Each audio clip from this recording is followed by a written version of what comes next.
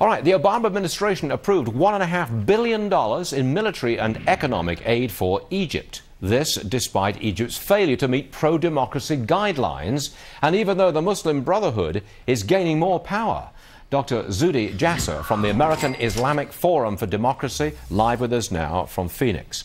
Now, a lot of Americans say, what on earth are we giving $1.5 billion to the Egyptian military when they're nowhere close to being a democracy? Why is our money going over there? In the past, you've said we should be sending this money. Are you sticking to your opinion?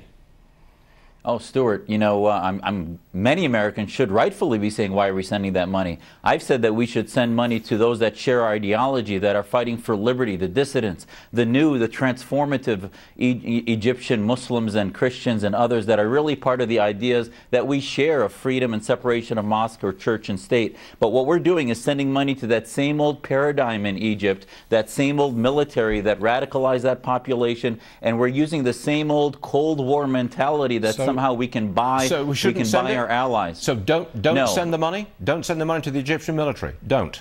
Not to the government, not to that military. We're feeding our enemies. There's no way the Islamists, I don't care what they say, Stuart, there's no way they're going to be our allies. Islamism as an ideology is anti-Western, anti-freedom, anti-secular. And these Islamists actually, if the Obama administration cared to actually do its homework and have a doctrine, would realize they're far to the right of anything we have in the West. But yet they're feeding them because it feeds the collectivist socialist mentality. And they really have no litmus test about who our allies should be. The news this morning is that some groups have dropped out of the Constitution Writing Committee in Egypt on the grounds that the Muslim Brotherhood is running the whole show and won't give them an inch.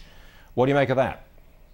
That's absolutely what's happening, and that's why these guys talk about democracy and they use elections no different than the Iranian mullahs used it to get into power, and it's a one-way street, a one-time vote, one time for the Islamists, and that's it. And the secularists, the liberals, the Christians, the minorities, the women are all starting to separate from this because they realize that it's not about democracy, it's not about liberal values, it's about control, it's about theocracy and autocracy and using the voting booth to gain power. We can't feed that animal that has continued to be against us in the Middle East, and we have not been able to buy security in the last 40, 50 years. Maybe there's been no war, and maybe there's been this paper of a peace treaty with Israel, but at the end of the day, we are going to feed even more instability until we start to help the reformers, and this administration does not have a doctrine, and it's time for us to call them on that. You know, Stuart, they put this money into play bypassing our own democratic principles, bypassing the Congress, and not letting us have a conversation